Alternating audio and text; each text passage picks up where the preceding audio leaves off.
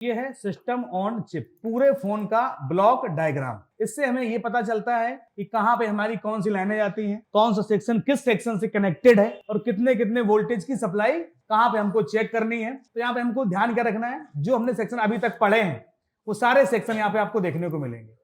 तो ध्यान से देखिए, रेड जो लाइन है ये पावर के लिए दर्शाई गई है। किसके लिए? ग्रीन जो लाइन है वो किसके लिए? डेटा के लिए है, डीएमडीटी। और ये जो ब्लू कलर की है ये डिवाइसों के लिए, सेंसर है, थर्मल सेंस है, एलसीडी है, कैमरा 1 ये दिखाया गया है। और एक ये जो लाइन है ये कौन सी है? ये जो दिख रहा है ना, ये किसको क्या, कौन सा रंग है ये? ऑरेंज नहीं है यार, ये ऑरेंज है ये? बताओ भाई, सबको कलर दस दोष है क्या? बताइए सर जी, कौन सा कलर है ये? ऑरेंज नहीं, ऑरेंज ऐसा होता है। ठीक है, ये डेटा के लिए है। किसके लिए? अरे उससे सिग्नल के लिए। किसके लिए? सिग्नल के लिए। तो 3 लाइनें हैं। रेड वाली किसके लिए है? पावर के लिए। ग्रीन वाली किसके लिए? डेटा के लिए। ये भगवा कलर योगी जी वाला सिग्नल के लिए है। और ये जो ब्लू वाली है वो किसके लिए? डिवाइसेस के लिए। ओके, तो समझते हैं कि जब भी हमारा फोन का जो चार्जिंग जैक होता है तो उससे वीबस की लाइन निकलती है। वीबस वोल्टेज कितना होता है? 50 वोल्टेज है, 5 वोल्टेज। अच्छा, हमने 0 लगा दिया, हमने हो सकता है 0 का कोई महत्व नहीं है यहाँ पे है। तो वीबस की लाइन कहां पे हमारी पहुंचती है? चार्जिंग आईसी पे। सबको पता है, हम लोगों ने पढ़ा है। और चार्जिंग आईसी से सप्लाई निकलती है जिसको हम लोग बोलते हैं वीपीएच पावर। और ये सप्लाई कहां पर पहुंचती है? पावर आईसी पे। तो यहां से ध्यान से देखिएगा, और ये पहुंचेगी आपकी नीचे पीएम नवासी। पावर आईसी है, ओके, यहां तक हमने देखा। इसके बाद डीएमडीपी की लाइन है, ठीक है, चार्जिंग आईसी पे आपकी गई, ठीक है, और इंटरप्ट की लाइन कंट्रोल करती है। और इसके बाद ये बैटरी के कनेक्टर पे, किस पे? बैटरी आईडी की लाइन गई है। और इसके बाद फ्यूल गेज पे एक सप्लाई। और इसके बाद ही ध्यान से देखिएगा, अरे रुको तो पहले देखने तो दो, कहां गया? कहीं दिया होगा। अरे इसी के अंदर लाइन होंगे। किसके अंदर लाइन? ये सीपीयू के अंदर आई। किसके अंदर आई? सीपीयू के अंदर। और हम लोगों ने ये भी देखा था वॉल्यूम अप की लाइन कहां से मिलती है?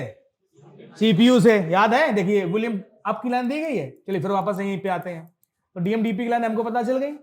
इसके बाद हम इस लाइन को देखते हैं। इस आईसी को कंट्रोल करने के लिए क्लॉक और डेटा किससे कनेक्टेड है? क्लॉक और डेटा यहां से लेकर सीपीयू के अंदर कहीं दिया नहीं क्लॉक डेटा? देखिए क्लॉक ये है, तो एचसीएल और एसडीए आ गया ये।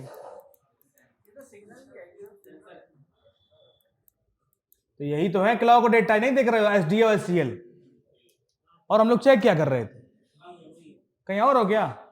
इसके बाद इन्होंने बताया कि ये जो वीपीएच पावर है कहां पे आएगी? पावर आईसी के अंदर। और पावर आईसी के अंदर से बहुत सारे क्या निकलते हैं? ये तो एलडीओ तो निकले रहे हैं, देखिए पहले। और स्विचिंग भी वोल्टेज तो है S6 कितने हैं? स्विचिंग 1 1.225 1.225 वोल्टेज निकाल रहे हैं। तो ये S6 है। तो इस पावर आईसी के पास में कितनी बक क्वाइलें लगी होंगी? 6 स्विचिंग सप्लाई है ना, 6। तो 6 बक क्वाइलें होंगी PM 8937 के पास। इसके अंदर एलडीओ कितने लगाए गए हैं? 23 एलडीओ लगे हैं यहां पर। और सबके अलग अलग वोल्टेज ही पढ़ ही लोगे ना। इनका मतलब अगर हम बोले एल 15 कितना वोल्टेज निकालेगा? किसके लिए है? सिम के लिए।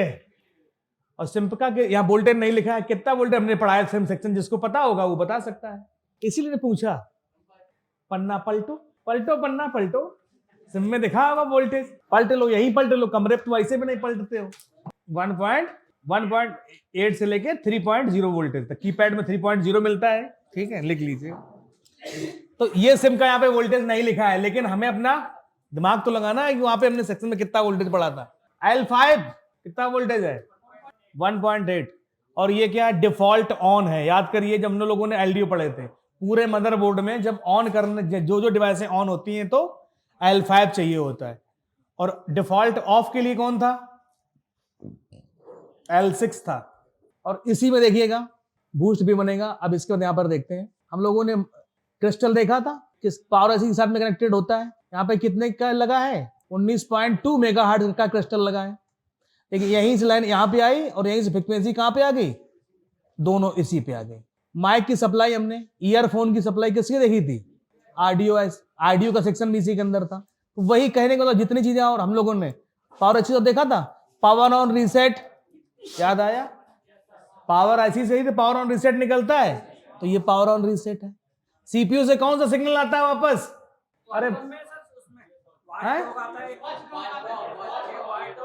पीएस होल्ड दिया गया, देखिए यहां पर क्वालकॉम में भाई, मीडियाटेक में होगा तो कौन सा रहेगा? वॉच डॉग, ठीक है। और इसके बाद पावर की का ऑप्शन कहां से आता है? हैं? पावर ऐसी कहां से आती है? पावर वाले बटन पे सप्लाई कहां से आती है? आवाजें नहीं आ रही है, ऐसे कैसे पावर कोई कहता है नाले से आती है? ऑन ऑफ वाली बटन की सप्लाई कहां से आती है? आवाजें चौराहे से आती है भाई, लेके आओ 1 किलो भाई सप्लाई, जाओ। पावर ऐसी सप्लाई दी गई, हमने पहले भी डिस्कस किया, अभी जब उस दिन हमने ऑन ऑफ वाला तब बताया, और उसके पहले भी डिस्कस कर चुके कि ऑन ऑफ पे बटन पे जो सप्लाई आती है कहां से आती है। और यहां पर भी साफ साफ दिख रहा है कि इस तरह सेटिंग है, तो ये क्या है? पावर वाली बटन यहां पर दी गई है। चलिए, ये समझ में आया जो सेक्शन हम लोग पढ़ चुके थे। इसके बाद सेंसर को चलने के लिए, ये सेंसर यहां पर दिया गया है, तो सेंसर को चलने के लिए कितने वोल्टेज चाहिए? 1.8 और 2.8, 2 वोल्टेज चाहिए यहां पर, ठीक है। थर्मल सेंस को 2.8 चाहिए, लेकिन जब डिवाइडर सर्किट बनती है तो कितना बनता है? 1. कैमरा के लिए 1.8, 2.8, 1.2, 2.8, ये है AVDD, ये DVDD, देख रहे हैं? AVDD इसका मतलब analogue voltage drain to drain, और DVDD का मतलब, हाँ बिल्कुल सही, ठीक है। WTR 1.8 और 1. याद आ रहा है कुछ? 1.0 कब मिलता है? सिम लगाने के बाद। सामने लिखा है इधर देखिए 1.8, 1.0 दिया है। तो सिस्टम ऑन चिप का मतलब क्या है कि जब तक हम लोगों ने जितना पढ़ा है अभी तक, जितने भी सेक्शन, तो पूरे सेक्शन इससे क्या है? कनेक्टेड है। पूरा फोन का ये क्या है? Block diagram. समझ में आ रही? अभी तक हम लोगों ने अलग अलग सेक्शन पढ़े थे, तोड़ के मरोड़ के, और यहां पे क्या पूरा एक ही दिया गया है, इसीलिए इसको बोला गया है सिस्टम ऑन चिप। जब ये पूरा ओके हो गया तो क्या होगा? आपका सिस्टम ऑन हो जाएगा। क्या हो जाएगा? आपका ऑन हो जाएगा।